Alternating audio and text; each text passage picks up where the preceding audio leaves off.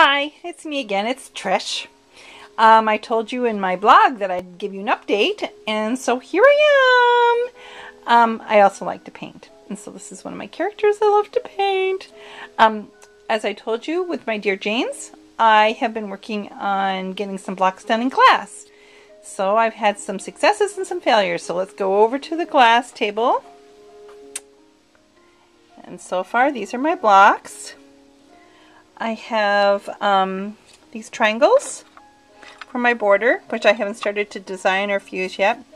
These pieces have been fused, and they've been full fused. Not sure I'm happy with them, but it is very much like me. That's what I would do. These pieces have also been fused, but they have been what we call tack fused. So you can see the design a little bit more. I'd love your comments. I wish you'd tell me, should I go with the tack fuse or should I go with the full fused and go really funky? I don't know how many blocks, but I just downloaded a few more pictures, so let's hope that that will work. Also, I've been working on my Rhapsody quilt. As I told you, I would show you. It was a hip hooray today because I have my yellow and blue pieces are now sewn together. And I did two of them using my sewing machine, and they were not turning out the way I wanted them to. So I was watching the quilt show, and I watched Ginny Byers, and she was talking about hand stitching. So I have this one on the back side, so you can see. Zoom right in there, so you can see that yes, I did. I stitched them together by hand. I wanted to tell you a little bit about my Rhapsody quilt. I started it back in November, and this was my original plan. It's my little paper, and I told you I zoomed it out. I took it and took 4 of those, taped them together, took them to Instaprint, and I had them for about $12 make a wall size pattern.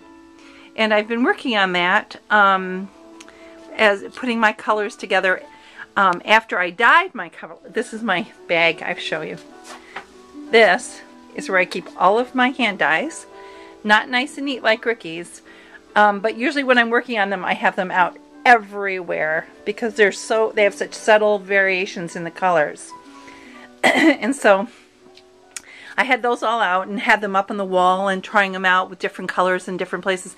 And I just found that it really helped to have the big design, the big huge wall size to work from. I think you could, go with just 1/4 of the block, but for me, the full wall really helped. And so I wanted to point that out to you. Something else that I did today, I'm going to show you, I'm into Zen tangles. You don't know what Zen tangles are, go online and look it up. Fun. I took one of my Zen tangles, put it on my printer, and put two of them together, and then I took one of my pieces of hand dyes and I ran it through and printed one of my Zen tangles on my hand dye.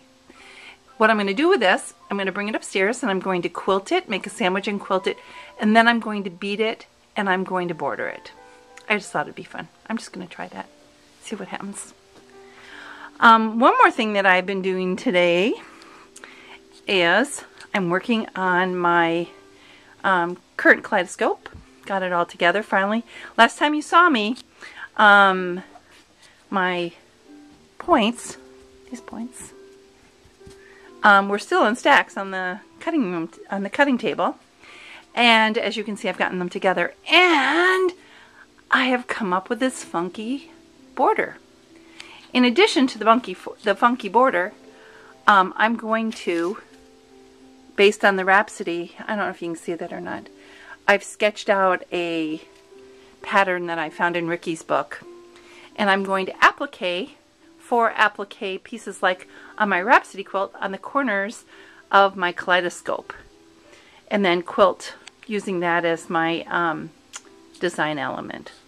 So that's kind of what I've been doing. Is there anything else? No, but I do have to tell you, I finally did buy a